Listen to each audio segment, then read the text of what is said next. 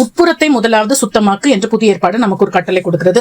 இயேசு கிறிஸ்து பரிசேயரை பார்த்து, குருடரான பரிசேயரே, சாப்பாடு பாத்திரத்தோட வெளிப்புறம் சுத்தமா இருக்கணும்னா முதல்ல நீ உள்ள இருக்கிற உள்பக்கத்தை நீ சுத்தமாக்கு. ஆண்டவர் இருதயத்தை பார்க்கிற தேவன். சோ உன்னுடைய பிஹேவியர், உன்னுடைய ஆட்டிடியூட், உன்னுடைய ஆசை, உன்னுடைய சிந்தை, இது எல்லாவற்றையும் முதல்ல மாற்று என்பதை தான் அவர் சொல்லுகிறார்.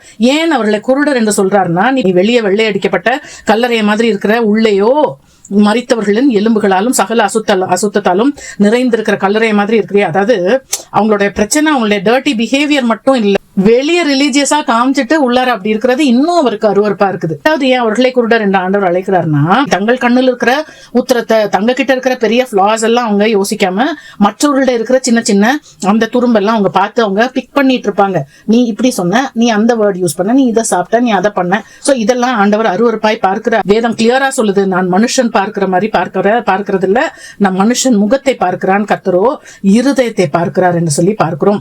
சங்கீதக்காரன் தாவீது எழுதுகிறார், இதோ உள்ளத்தில் உண்மையா இருக்க விரும்புகிறீர், அந்த கர்ணத்தில் ஞானத்தை விரும்புகிற தேவன். ஆண்டவர் இன்வர்ட் ட்ரூத்தை அவர் ரொம்ப விரும்புகிறார். ஏன்னா மனுஷனுக்குள்ள அவனுடைய இருதயம் திருக்குள்ளதும் மகா கேடுள்ளதும், அவனுடைய இருதயத்துக்குள்ளது என்னெல்லாம் புறப்படுதான், பொல்லாத சிந்தனைகள், விபச்சாரங்கள், வேசித்தனங்கள், கொலைபாதகங்கள், களவு, பொருளாசை, துஷ்டத்தனம், கபடு, காமவிகாரம், வன்கண், தூஷணம், பெருமை, மதிகேடு, இது எல்லாமே உள்ளத்திலிருந்து புறப்பட்டு மனுஷனை தீட்டுப்படுத்தும். நம்ம வெளியே உள்ள நிறைய காரியங்களை நினைத்து தீட்டு என்று நினைக்கிறோம். ஆண்டவர் அந்த இன்வர்ட் கண்டிஷனை தான் மோசமாய் அவர் பார்க்கிறார். தாவீது பத்சேபாள் இடத்திலே பாவம் செய்தார்.